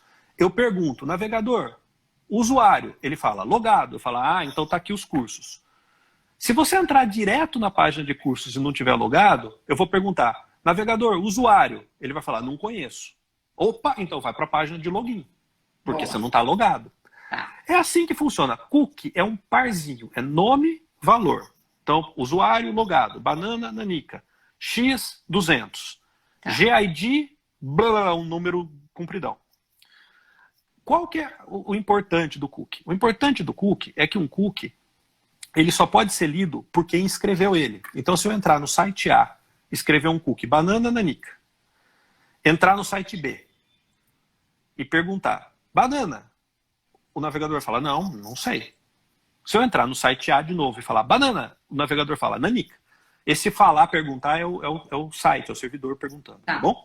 Então, isso é muito importante, porque evita que um site tenha acesso à informação de outro site. Sim. O que o pessoal andou fazendo, os bonitão? Eu tive essa ideia também no começo dos anos 2000, tá? Eu trabalhava com uma afiliada da Globo.com, também já tive essa ideia antes. Você consegue, dentro de um site, colocar pedacinhos de outro site. Exemplo, todo mundo põe o Analytics, põe um pixel do Facebook, coloca tags dentro do seu próprio site. Sim. Quando você coloca lá o Google Analytics, eu dou exemplo do Google, mas pelo amor de Deus, gente do Google, eu falo com o Arbix toda vez que eu pego no pé do Google, mas é porque todo mundo conhece o exemplo, né? Não tenho nada contra o Google. Quer dizer, eu tenho, mas ok. Muito bom. Você coloca lá o Analytics, o que acontece? O Analytics do Google, que está no site A, escreve ID 123. GID, Google ID 123. Tá? Daí quando você abre no site B, se o site B perguntar qual que é o GID, ele fala, não sei. Lembra? É protegida por site. Só que se o site B também tem o Google Analytics, e o Analytics pergunta ID, o navegador responde. Por quê? Quem que escreveu o ID lá no site A? Não foi o site A, foi o Google, porque o Google está ali um pedacinho dentro do site A. Dentro do site A. E o mesmo pedacinho está dentro do site B. Então ele pergunta ID 123. Lá no site B, ID 123. Opa, eu sei que o 123 entrou no site A e entrou no site B. Começou-se a criar uma inteligência e um entendimento de onde que o cara está. E isso começa a ficar complicado. Vou dar um exemplo bem bobo. Eu entro no site A, que é o site da Havaianas. Certo? Certo. O Google anotou lá. 123 entrou no Havaianas. Daí eu entro no site B, que é o antagonista, e que tem publicidade que o Google mostra. O Google pergunta, qual que é o ID? 123. Daí ele vai lá e olha e fala, 123 entrou Na Havaiana. na Havaianas. Deixa eu mostrar a Havaianas para ele aqui, porque eu acho que ele quer comprar chinelo. Esse é um exemplo de retarget, tá? Tá. Isso acontece. Sim. O que aconteceu então? Aconteceu que alguns tipos de cookie começaram a rastrear as pessoas. Você começa a saber tudo que o cara fez. Ok, então por que eu estou falando isso? Estou explicando o que é o cookie. Porque qual que é o problema? O cookie ele não é um vilão. E o cookie, por mais que ele seja um dado pessoal, ele não é sozinho um dado pessoal. Ele não é sozinho um tratamento de dado pessoal. Vocês viram quando eu falei que ali no site B entrou no antagonista, né? Ele perguntou, usuário 123. Você viu que eu falei assim, ele entrou lá. Essa informação de que ele entrou no site da Havaianas também participou do tratamento para eu poder exibir a publicidade. Não foi só o cookie. Sim.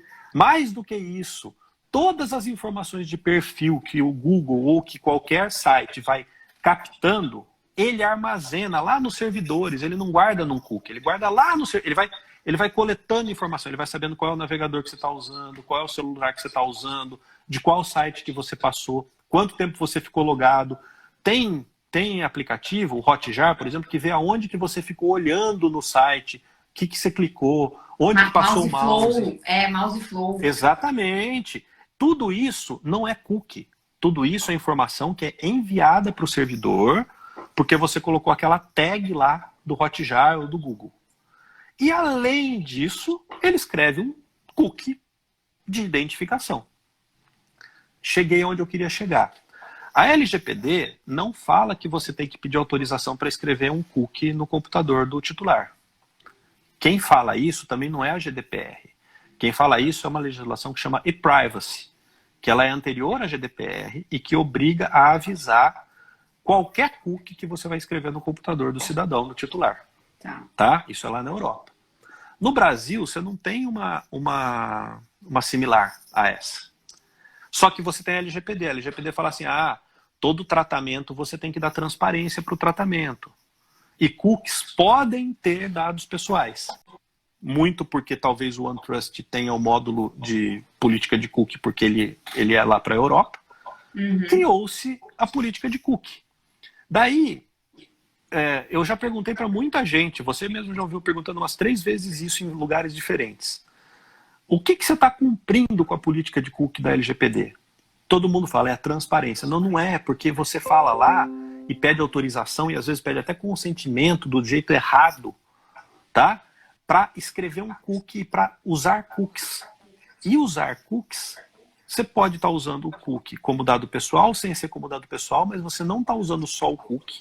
Nem transparência você está dando. Quando você põe aquela política de cookies falando para que você usa o cookie, com quem que você manda o cookie, e você não fala o que mais está sendo envolvido no tratamento de dados pessoais, é contra a transparência, porque você está contando meia verdade ou 1/3 da verdade para o titular. O titular não está sabendo. Você sabia que usar cookies significa que está mandando se você tem um iPhone ou tem um Android? Isso está escrito em alguma política de cookie? Você já viu isso em alguma política de cookie? Está na política de cookie alguma vez que fala que usa o Hotjar, que o Hotjar manda o mapa de calor de onde você está passando com o mouse? Ele fica mandando para o servidor, isso não é um cookie, é o Hotjar, fica mandando para o servidor a posição do mouse. E o cookie que ele escreve é só para te identificar. Daí você vai falar, mas Gustavo, não pode? Pode ser que possa. Eu, inclusive, acho que pode. Você consegue fundamentar, achar a hipótese de tratamento. Por exemplo, para pôr o Hotjar para... Você acha, o próprio legítimo interesse, execução de contrato. Tem várias, não precisa nem ser consentimento. O meu problema com a política de cookie é que a política de cookie, por si só, ela não está descrevendo nenhum tratamento completo. A e-privacy fala o seguinte, os cookies necessários não precisam de autorização do usuário. Certo? Sim. Isso é e-privacy. Eu já perguntei para muita gente, eu falo, escuta, não tem dado pessoal no cookie necessário? Muitas vezes tem. Muitas vezes você faz log, registro de atividade, usando a variável de sessão que você escreveu, que permite identificar exatamente aquele titular. Mas cookie necessário, sem o cookie necessário, o site não funciona. Perfeito, eu não estou preocupado. Mas não está pensando se funciona ou não funciona. É tratamento de dados. Tratamento de dados. Então, qual que é a minha posição com relação às políticas de cookie? Alguém grande fez isso, usando provavelmente um OneTrust da vida, ou vendo o que fazia na Europa, de uma lei que não é a lei certa, e virou meio que um efeito manada. Eu tomaria muito cuidado, porque isso desgasta. Tem gente que toda vez que você põe concordo, aceito, toda vez que você... O negar ainda tudo bem, mas toda vez que você tem a palavra aceito ou concordo, dá a impressão que você está pedindo consentimento para alguma coisa. Às vezes não é nem consentimento a hipótese de tratamento. Então, o que eu aconselho? Teve um cara que falou para mim, eu queria uma política de cookie. Eu falei, mas você não usa cookie nenhum. Ah, mas todo mundo usa, se eu não puser, vão achar que meu site Não tá em vulnerável, conformidade. não tá em conformidade. Difícil explicar. É uma coisa que eu sempre bato quando a gente fala de LGPD. Hoje eu estou falando de assunto mais técnico, mas é a finalidade. Descreve as finalidades todas, certo? Descreve tudo bonitinho. Se você usa, por exemplo, um operador como o Hotjar para te ajudar a entender a navegação no seu site, achou uma finalidade, acha que isso é válido, entendeu? Acha que isso você tem lá a finalidade, você tem hipótese de tratamento para isso, descreva isso claramente, tá? Se você tiver que pedir consentimento, se você quiser informar o titular, faz um banner informando o titular, mas não cai nessa cilada de tentar pedir consentimento, de tentar achar que se você descrever todos os cookies, não precisa, não te ajuda em nada e te dá a falsa sensação que você está fazendo uma coisa para aumentar a transparência, quando, se eu tiver de um lado de acusação, se me chamarem como perito, me mostrarem uma política de cookie dessa, eu vou falar na frente do juiz, eu vou falar de tudo isso que está falando. Aponta um tratamento de dados pessoais aqui. Tá? Daí a pessoa vai começar a titubear, não vai entender. Eu vou falar, quais dados você está transferindo para o Google? É só o cookie? A pessoa não vai saber. Quer dizer, tudo que está acontecendo ali piora a transparência. Então, a menos que você esteja realmente fazendo um tratamento pontual, isolado de dados pessoais envolvendo cookies, não há necessidade de ficar informando isso e pedindo consentimento antes do cara acessar. Você tem que avisar... Vai, depois eu quero te fazer uma... Não, eu queria te fazer uma pergunta, porque, por exemplo, nesse lance que você está falando do cookies, né? Que ele vai identificar o usuário que se logou na página. E aí, consequentemente, se você usa lá, você coloca aqueles dentro da sua página, né? Você coloca pixel, você coloca analytics e tudo mais. E aí o Google, ele vai te dar essa inteligência, mas ele não vai identificar para mim que instalei esses dispositivos, que é o Gustavo, diretamente. Sim. Eu não vou saber que é o Gustavo, mas eu vou conseguir direcionar várias coisas para o Gustavo. Porque o Google tem essa inteligência. Isso. Como que você enxerga tudo isso? Assim, a minha responsabilidade, como que eu vou informar isso? Porque eu vou ter que informar isso no meu site pro titular. Só que eu não sei nem como que essa inteligência é formada pelo Google. Eu não sei nem o que ele tem sobre você. Você vai ter que entender o seguinte, na sua relação com o Google, você vai ter que começar a exigir do Google que ele descreva como que é essa relação. Se ele é controlador-controlador, controlador-operador. Por quê? Tem um caso na Europa do cara que tinha um curtir na página dele e o juiz julgou que ele era co-controlador junto com o Facebook. Por quê? Porque quem mandou a informação para o Facebook foi ele, foi o site dele. Ah, mas foi o Google que pega direto. Mas ele pega através do seu site. Se você não colocar o pixel lá no HTML, se você não colocar ele não vai pegar. A tag, ele não vai pegar. Então, como que eu vejo isso? Eu vejo isso muito simples, tá? Você tem que descrever na sua política de privacidade, ou no seu roupa, ou na sua política de uso de dados pessoais, falando o seguinte, olha, meu amigo, vou dar até um exemplo, vou dar um exemplo mais simples, depois a gente vem no mais complicado. Na hora que o cara se cadastra, você já fala para ele, fala, olha, eu estou pegando seu nome, seu e-mail, seu CPF, seu telefone, peguei seus dados de cartão porque eu te vendi o curso, tal, tá aqui o nosso termo de uso, nosso contratinho, e olha, eu faço o rastreamento do que você acessa no site para poder ter um relatório de qual área do meu site é mais quente, para eu poder... deixa eu só tirar um negócio que está fazendo barulho aqui. Para eu poder entender melhor qual área do meu site é boa. Tá? Ok? Ok, isso é muito justo. Dá para pôr no termo de uso, dá para falar que é legítimo interesse, tranquilo. Você avisou o cara que você está fazendo isso. Sim. Não precisa ter política de cookie, não precisa ter aceito de cookie. Você avisou na hora do cadastro. Ah, você já faz o rastreamento do cara, já manda os dados para o Hotjar, etc. Antes do cara se cadastrar.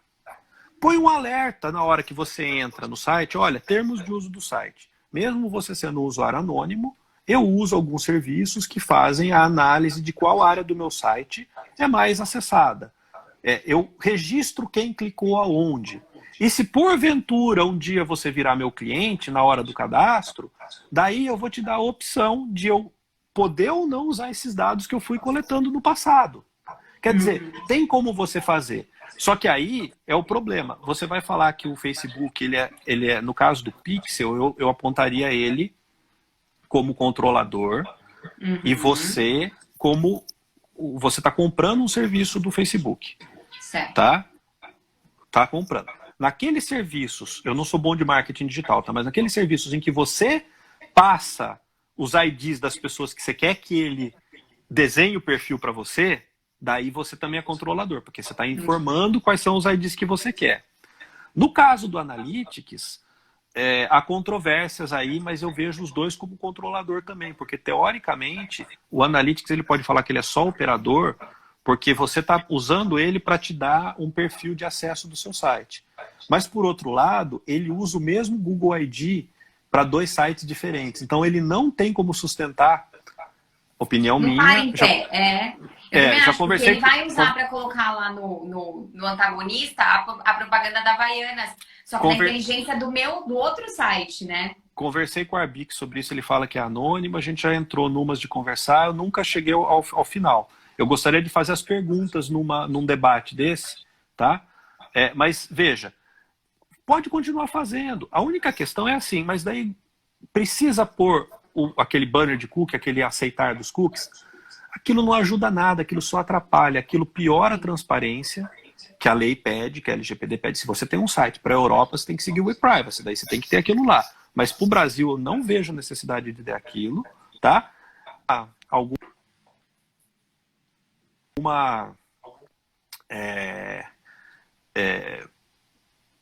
Aviso, alguma política de transparência, alguma coisa ali na frente, eu não usaria nada espalhafatoso. Eu usaria uma coisa muito simples a primeira vez que o cara entra, uma barrinha embaixo falando, olha, a gente faz coleta de dados estatísticos de acesso à página aqui e tal, e daí no dia que ele for fazer o cadastro dele, se você quiser ligar o passado com o futuro, daí que você sabe quem é ele, né? Daí para mim, olhar para o futuro é legítimo interesse, mas para o passado teria que ter um consentimento. Daí tem que negociar. Mas é assim que eu faria. Eu não sei que oração, minha bateria eu deixei cheia, mas ela está quase... Não, mas a gente... mas acho que a gente está chegando no final mesmo. Mas assim, tá. Você quer concluir, pode concluir. Mas eu concordo com você sobre esse lance da política de cookies. E sobre tudo isso, acho que assim, eu espero que para todo mundo que esteja assistindo fique mais claro mesmo. Depois que eu ouvi você falando, desmistificou muita coisa que eu tinha na cabeça, porque de fato é um assunto, eu acho que foi importado alguma coisa do GDPR mesmo, e passou a colocar. Nem a transparência você não resolve, você piora. Parece que está melhorando a transparência, e foi importado da e-privacy. O GDPR, quando chegou, mudou a e-privacy, mas lá eles têm uma legislação só sobre isso. Tanto que o site da AICO, ele tem lá a política, o banner de cookie dele, e ele não explica tratamento de dados pessoais lá. Porque ele está lá, ele não está falando de dados pessoais, ele está só cumprindo com a e-privacy. Entendeu? Eu cheguei a mandar uma mensagem para eles sobre isso. O que eu queria dizer é que é um efeito manada e para a gente tomar cuidado. Isso a gente conversa mais outra hora, mas é igual as políticas de privacidade. Tem várias políticas de privacidade que estão repetindo um modelo de políticas de privacidade de empresas grandes, tá? E elas estão muito genéricas. Elas não permitem que você identifique as coisas. E todo mundo está fazendo igual. Eu falei com o cara do Facebook para a América Latina e foi a fala que eu falei para ele. Eu tô tentando descobrir alguma informação, quando eu tiver eu conto para vocês, né? Sobre os dados do WhatsApp lá, eu já troquei 6 e-mails com os caras, eu estou esperando uma resposta. E eu falei para ele, sabe qual que é o problema? Você é grande, talvez você tenha roupa e você tenha como correr atrás e você esteja tratando os dados e saiba exatamente como você está tratando. Só que você publica uma política de privacidade dessas genérica e o problema é que todo mundo copia. Só que o cara que está copiando, ele não tem roupa detalhado, ele não tem análise detalhada. Ele parou no nível da política de privacidade que você fez. É a mesma coisa que está acontecendo com a política de cookies. E daí vem o cara e fala, mas a minha ferramenta permite negar todos, aceitar todos. Sim, tá ótimo. Se eu tivesse que atender o e-privacy, tem que ter isso. Né? O cara já me mostrou, a multa lá na Espanha. Foi, porque o nego não seguiu a e-privacy. Não tem nada a ver com a GDPR ou com a LGPD. Tá? Então, mas sim, os cookies de rastreio, eles são dados pessoais, só que eles não são isolados também. Eles sempre estão envolvidos com outros dados. Então você tem que, para a transparência, deixar claro que dados que estão envolvidos, e daí depende se é Pixel, se é Analytics, se é AdWords, se é Hotjar, qual que é, tá? MailChimp, todos eles têm, né? Então não é só o cookie, tá?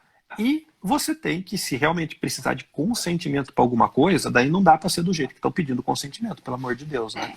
Daí tem que ser objetivo específico para aquela finalidade, não dá para ter uma pacotada de coisa e eu concordo embaixo e achar que você está pedindo consentimento de alguma coisa. Verdade. Mas é isso, não sei se tem coisa que é melhor com PowerPoint, tá? Para explicar, mas eu acho que depois você me conta se foi bom, ver o que o pessoal vai falar aí. Legal, legal. Não, foi ótimo. Eu tenho certeza que todo mundo adorou. Eu agradeço imensamente a sua participação, disponibilidade. Enfim, feriado aí, sexta-feira, vir aqui falar com a gente. Foi muito, muito, muito legal. Obrigada mesmo, de coração. É sempre um prazer poder te ouvir e trocar essa ideia com você. Eu que agradeço e vamos fazer mais vezes. A próxima vez meu softbox queimou a lâmpada. A próxima vez vocês vão conseguir me ver direito, que hoje eu estou buscando um lugar aqui, mas está bem ruim de posição. Legal, a gente marca uma pelo YouTube, que aí a gente consegue colocar slide, enfim, aí a gente faz uma coisa mais visual. Mas vamos marcar sim, gostei muito. Muito obrigada mais uma vez, viu, Gustavo? Tá bom, um abraço, gente. Até mais. Tchau. Você precisa apertar o xizinho aqui que eu vou dar uma encerrada no vídeo. O xizinho, e agora o xizinho, eu não sei cadê o xizinho. Ah, aqui. Gente, foi isso. Muito, muito, muito conteúdo, hein? A gente vai sair aqui dessa live com a cabeça fritando, de fato, porque essa parte técnica é uma parte que para quem está começando ou para quem é do jurídico, para quem é de riscos, a gente fica perdido. Então, nada melhor do que trazer alguém especialista, real, assim, que tem anos e anos de experiência, um currículo invejável e uma experiência invejável para trazer todos esses conhecimentos para a gente, tá? Então, assim, eu quero de novo deixar minha gratidão ao Gustavo aqui pela participação. Como a gente estendeu muito, né, do tempo, a gente já tá 1h40, eu não vou responder as dúvidas, mas eventualmente, numa outra oportunidade, a gente conversa mais sobre as dúvidas, tá? Ó, Marcelo, o Insta do Gustavo é Gustavo Zaniboni, tá? Zaniboni. E é isso, gente. Muito obrigada. Uma boa sexta-feira para vocês. E amanhã tem live de novo aqui, hein? Amanhã estamos aqui com Lamara, mais uma pessoa de TI. A gente vai falar de novo sobre a perspectiva técnica, mas o papo de amanhã não vai ser tanto sobre essa parte, vai ser muito mais sobre a multidisciplinariedade, como trabalhar em conjunto o jurídico e o TI. Então vai ser bem legal também, tá? Espero todos vocês amanhã aqui no meu Instagram de novo, tá? Um beijo, uma boa sexta-feira e até amanhã.